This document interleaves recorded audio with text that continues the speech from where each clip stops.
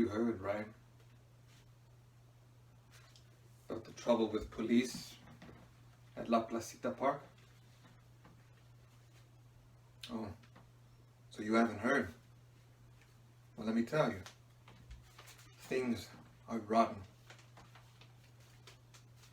Me? Maybe you're thinking, why should we listen to this guy? Who is he? And where did he come from? Let me tell you. I was born right here in the barrio. I went to school here. Ask anybody. They'll tell you, Francisco, he speaks the truth. I write for La Opinión. Maybe you've read my articles about violence against Mexicans here in Los Angeles. About the deportations. But what do we care about journalists, you ask? Here in California, everybody reads La Opinión. You want to learn the news from Mexico or Mexicans living here in California? What else would you read but La Opinión? Maybe you don't want to get mixed up in anything, huh? You don't want any trouble? Well, I'm afraid it's too late for that. The trouble has already started. It's 1931, and there's a depression. A lot of people are out of work, and they gotta blame somebody, and we're it. Let me tell you what I saw at the park. Now, La Placita is the center of our community. Everybody goes there to see everybody else. Family, friends, neighbors, compatriots from the villages in the old country. I think that's why they raided the park. They knew it would get everyone's attention. I was sitting on the side near the train station. Myself and a few guys from a construction site, we were having coffee and talking. You know, they just got off work. The guys, they were flirting with the women from the dress factory. They just got off too. And it was such a fine day for February. In the park, it was packed. Somebody somewhere was strumming a guitar, and the abuelitas, they took their babies out for fresh air. Oh, and the food that the vendors were selling. Oh, it smelled so good. It made your mouth water. The children playing after school, eating flavored ice and fruit. All to win like this.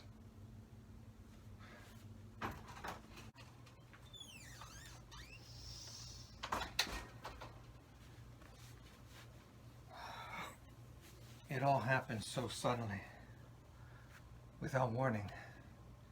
I mean, 1 minute the park is full of people, everybody's having a good time, and the next minute, panic. People running, women screaming, children frightened. La Migra came out of nowhere. It seemed like there were almost 100 of them. At first I noticed there was a man walking in front, holding a nightstick in his fist and slapping it against his other hand. And then maybe 8 or 10 men in uniform,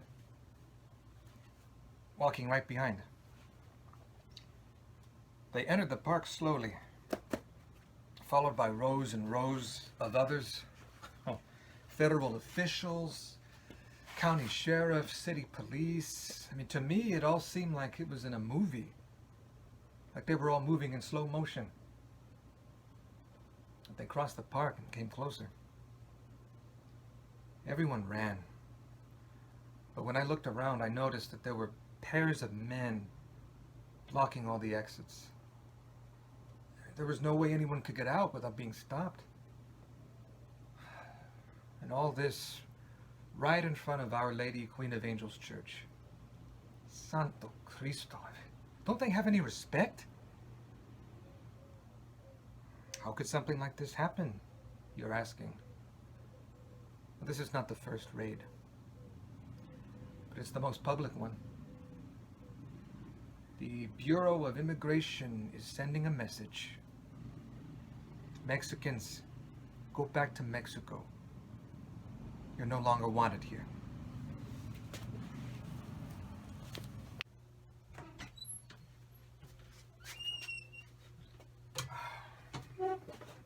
Maybe you don't understand why they want to kick us out. That President Hoover, he hopes to shore up support from the unions by deporting low-wage workers. And here in LA, they're orchestrating these sweeps, picking up citizens, people with papers, children that were born here, and others without documentation, and quickly sending them back to Mexico. You know, there was a raid in San Fernando on Ash Wednesday. Yeah, you read about that one in the paper. I mean, even the lawyers at the LA Bar Association condemn their behavior. That doesn't stop them, though. Now, you'd think the unions would protect us. I mean, after all, we're workers, too. Some do, and not all.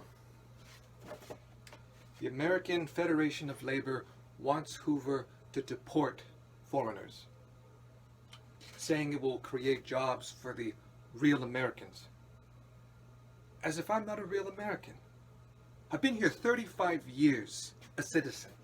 I vote, I've served in the army, everything. And here in California, the American Legion and the veterans of foreign wars want the Mexicans out. Foreign wars. My cousin Jesus died at Verdun. Foreign wars.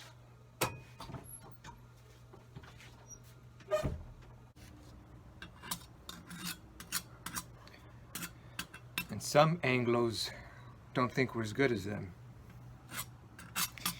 There's this professor at the University of California, Dr. S.J. Holmes, and he said that Mexicans are, quote, below par physically. Physically. Now, I'd like to see him do the kind of work I can do. Sun up to sundown. And in intellectual capacity. I have an uncle that's a doctor, and his son is an engineer. You know, in America, no matter what our qualifications, they only want us for the pico y pala, the pick and shovel work. They call us sand people, as though Mexico had nothing but hungry campesinos. And the other newspapers and magazines have whipped up this anti-Mexican hysteria, as though we're the cause of the problem. You believe me, if they threw out all the Mexicans from the country, there still would be a depression. It didn't start with us. But the atmosphere is poisonous right now. And Hearst has always hated Mexicans. And whose newspapers, they publish terrible lies. And the Saturday Evening Post ran this series on how foreigners are destroying the country. I mean, who do they think founded this country? Unless you're related to an Indian, you're an immigrant. Let's face it, Mexicans are hard workers. I mean, we'll go anywhere. I should know. I have family all over this country. My Uncle Fernando and his sons, they are picking beets in Minnesota. And my brother, he's in Kansas. He lays the railroad tracks.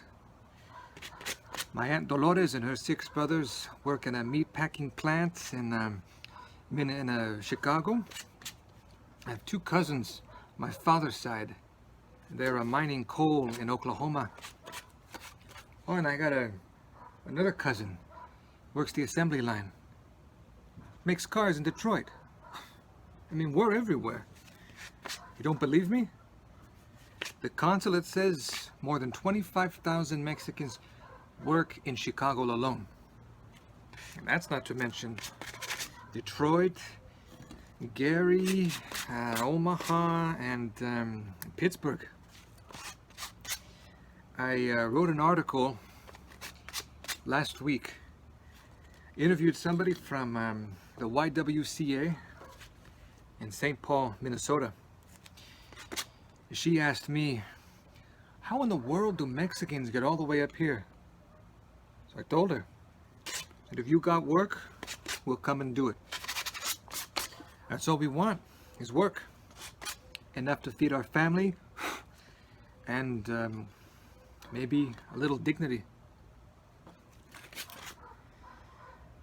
You know, when I worked at the railroad station, I saw a sign on the door of a restaurant.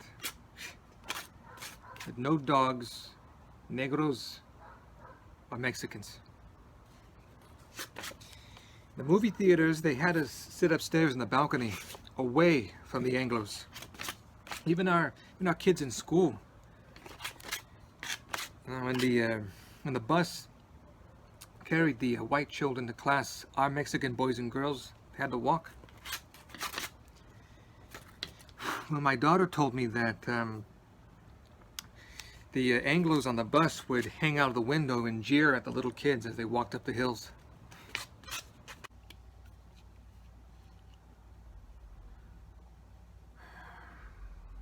So this afternoon at La Placita, after La Mira came in, you know what I did? At first I felt like I should run, and they made me feel dirty somehow. Then I got angry. I've done nothing wrong.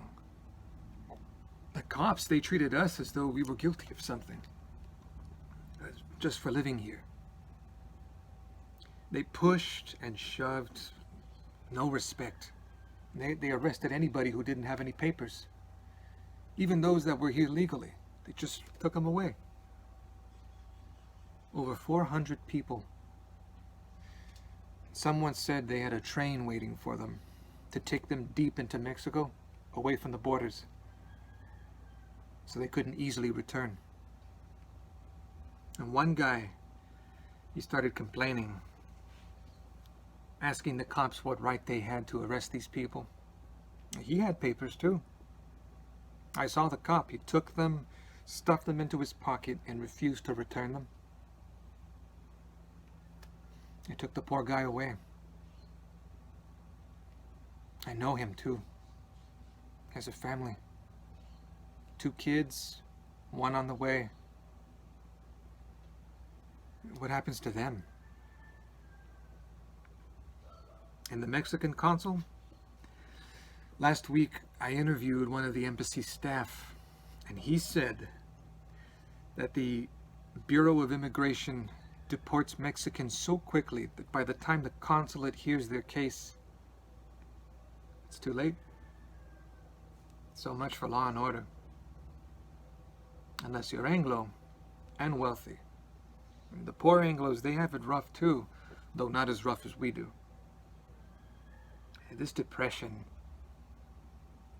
it brings the worst out of people at the top of the ladder. And then us on the lower rungs, we have to suffer for it. It's not right, of course, but it's the way the world is. El diablo no está llevando. Everything is going to hell.